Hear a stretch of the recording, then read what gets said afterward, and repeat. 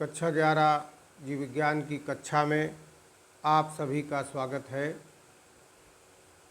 Chapter number 3 वनस्पत जगत plant kingdom के बारे में आपको पढ़ाया जा रहा था, जिसमें पादप जगत के बारे में आपको समझाया गया था कि 5 जगत पद्धति के अनुसार, जिसको कि R.H. व्हिटकर ने दिया था, पादप जगत को शैवाल, ब्रायोफाइटा, टेरिडोफाइटा, जिम्नोस्पर्म्स जिन्हें हम अनावृत बीजी तथा एंजियोस्पर्म्स आवृत बीजी नामक 5 पादप समूहों में बांटा गया है।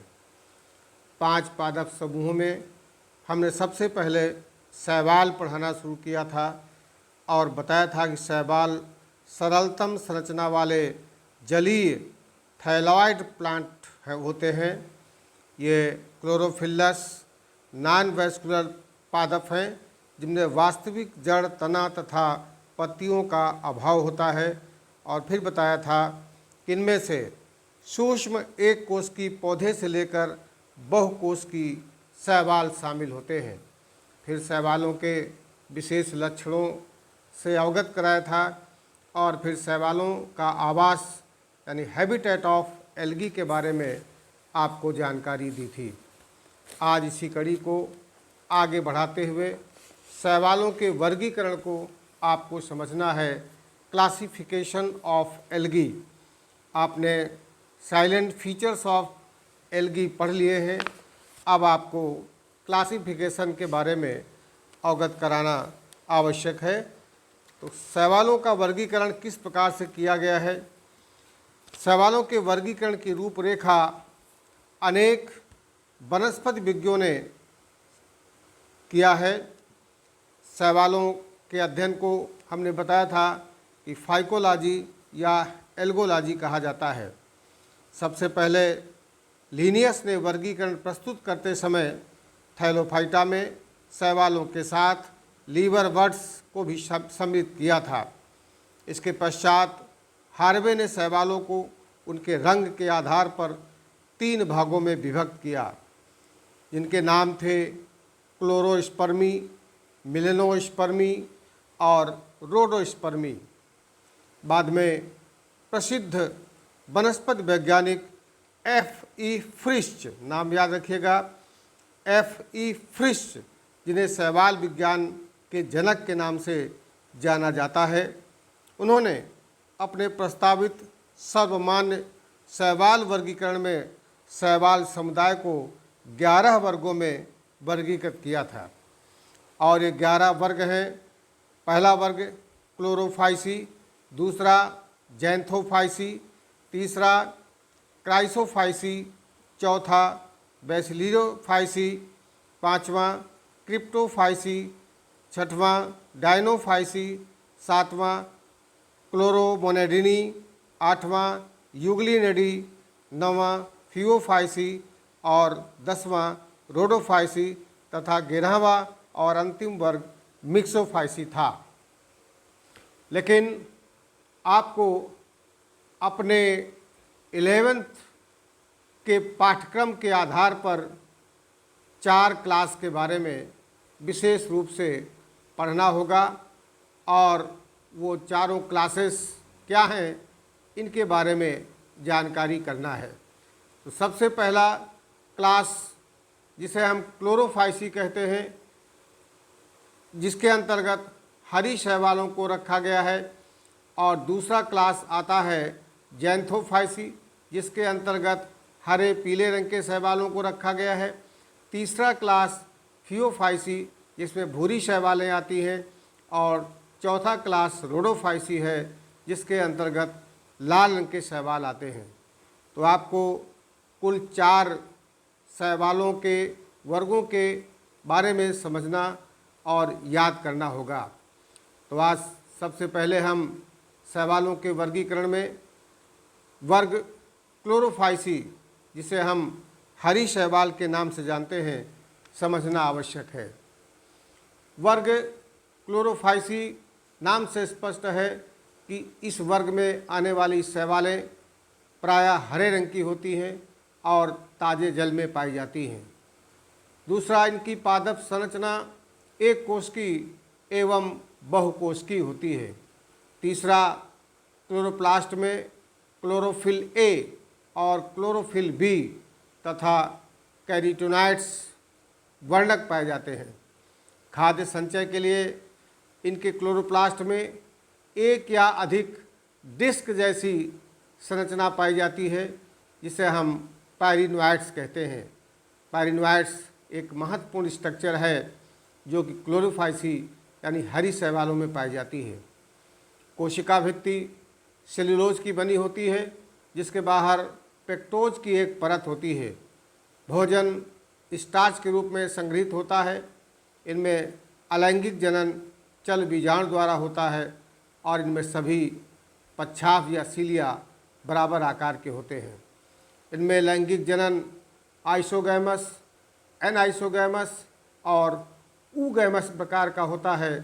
तीनों प्रकार के लैंगिक जनन के बारे में हम इसके पिछले वीडियो में बता चुके हैं कि आइसोगैमस, एनाइसोगैमस और ऊगैमस टाइप का जनन क्या होता है। क्लोरोफाइसी के अंतर्गत आने वाली शैवालों में यूरोथ्रेक्स, स्पायरोगैरा, वाल्वाक्स, क्लेमाइडोमोनास एवं अल्वा नामक शैवालें आती हैं। आपको हर एक क्लास के लक्षणों के साथ साथ उनके एग्जाम्पल्स को भी ध्यान रखना होगा। तो क्लोरोफाइसी में यूरोथ्रेक्स, स्पायरोगैरा, वाल्वाक्स, क्लेमाइडोमोनास एवं अल्वा जैसी शैवालें रखी गई हैं। अब शैवालों का दूसरा क्लास आता है जैंथोफाइसी। जैंथोफाइसी के अंतर्गत ऐसी शैवालें रखी गई हैं जो कि हरे पीले रंग की होती हैं। सुनहरे, गोल्डन या एलो ग्रीन शैवालें जैंथोफाइसी में आती हैं। इनमें क्रोमेटोफोर्स में जैंथोफिल मुख्य वर्णक उपस्थित होता है।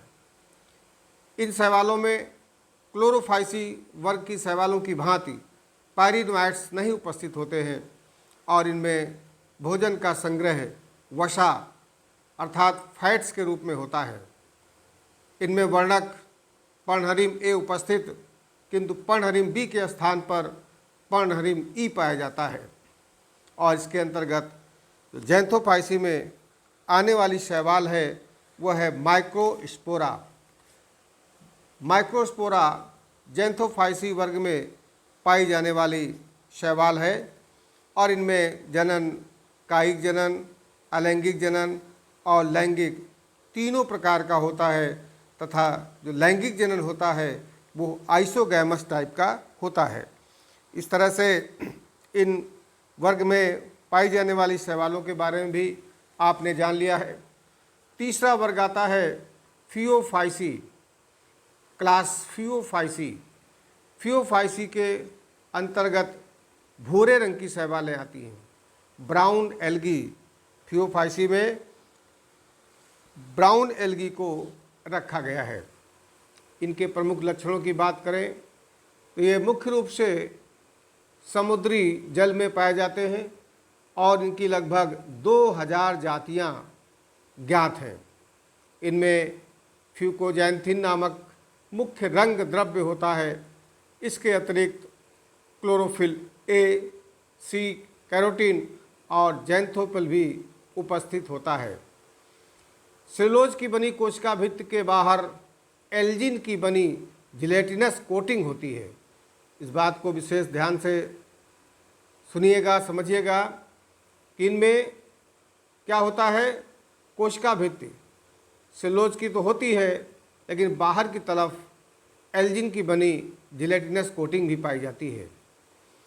इनमें मुख्य पौधा होल्डफास्ट द्वारा किसी आधार से जुड़ा रहता है, जिसमें एक स्टाक होता है, ब्रंथ होता है, जिसे हम स्टाइप कहते हैं, और पत्ती जैसी संरचना पाई जाती है जिसे फ्रांड के नाम से जाना जाता है।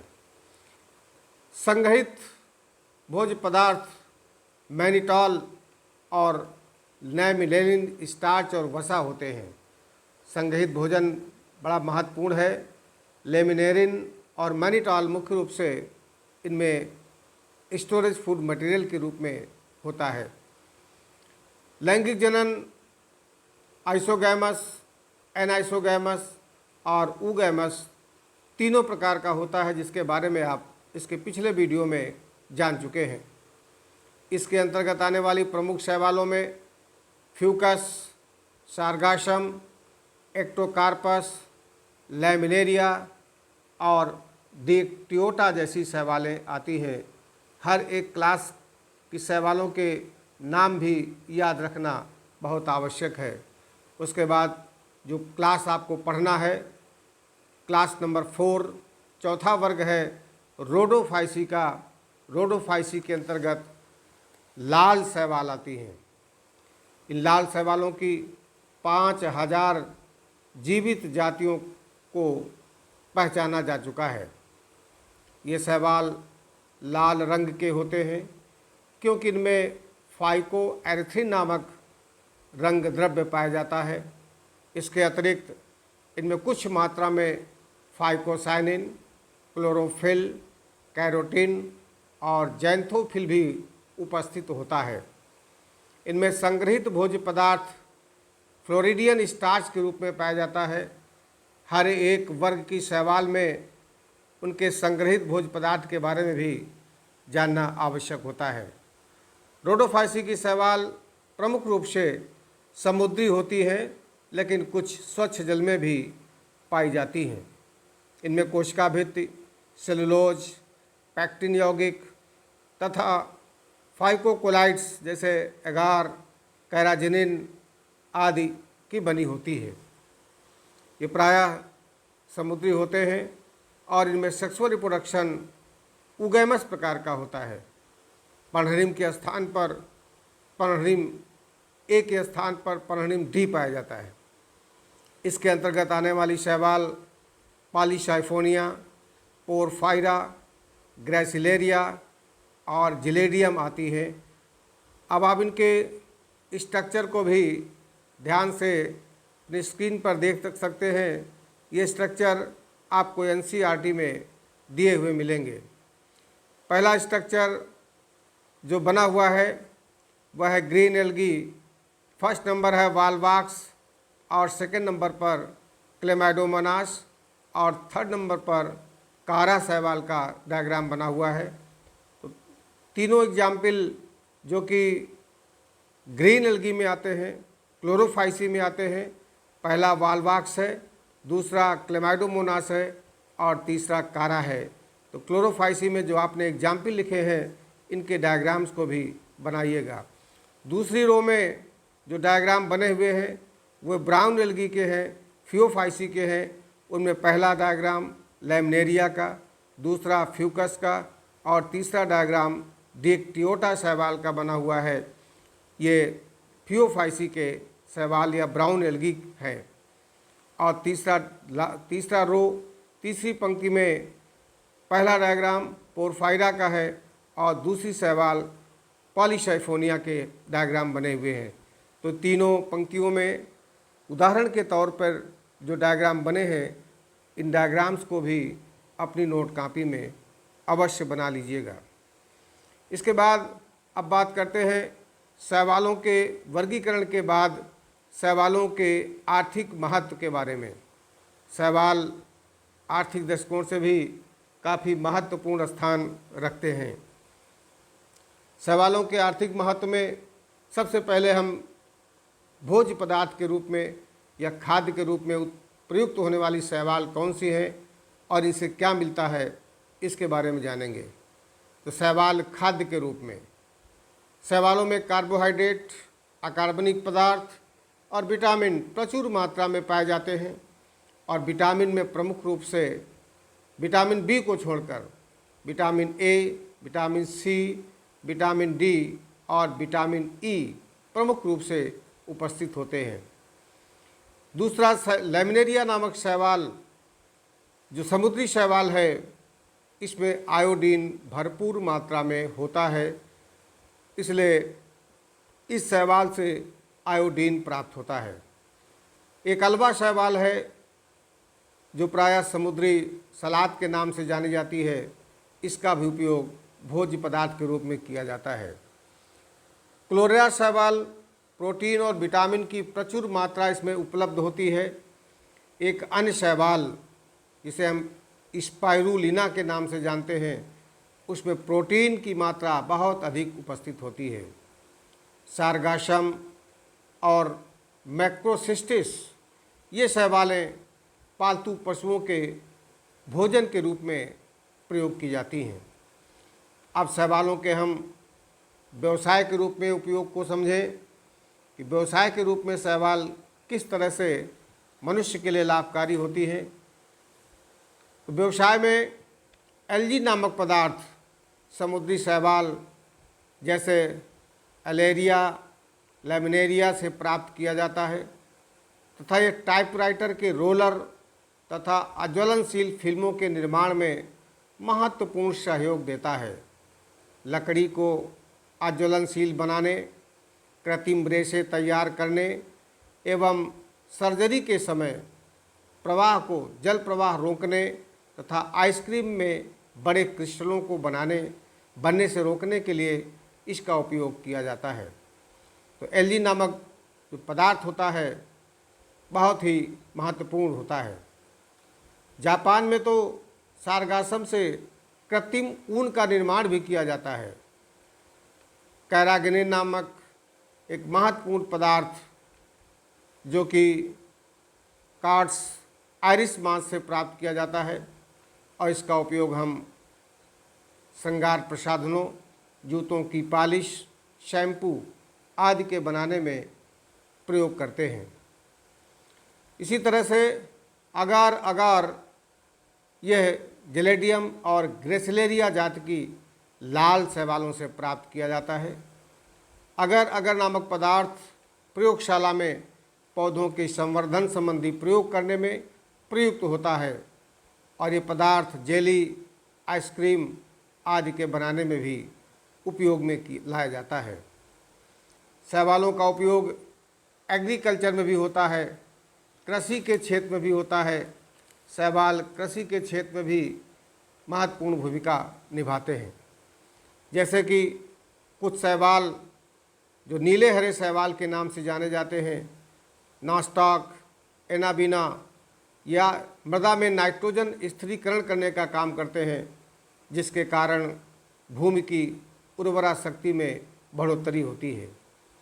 शैवालों का उपयोग रिसर्च वर्क में भी किया जाता है, अनुसंधान कार्यों में भी किया जाता है।